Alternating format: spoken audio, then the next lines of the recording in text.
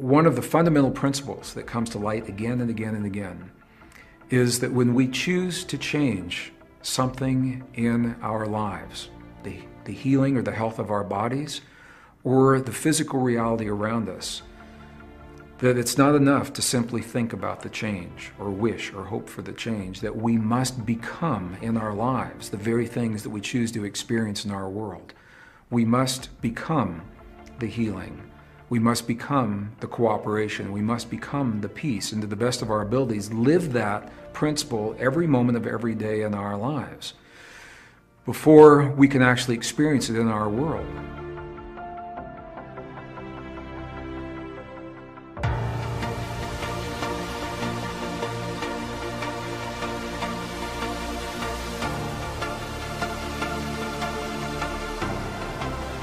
Whatever we do has massive impact on all the people around us, and also in return that has an effect back on our own lives.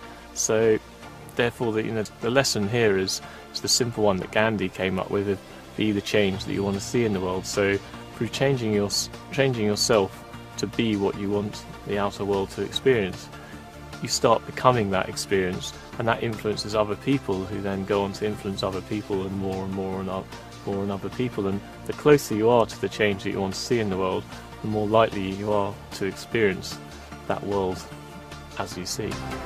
I think what often happens is we always think about the world's going to get better if only those people out there would change. And the fact is, the change that has to start within ourselves.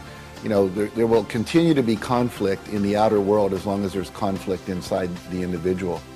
What is it about myself that I'm seeing in the world around me that I'd like to change? Something that maybe I don't like in the world, or I don't like in my family or in my workplace or something like that. How does that relate to something that I am or that I claim in my personal life? And I think this is where the great leaps in personal growth occur, is the honesty.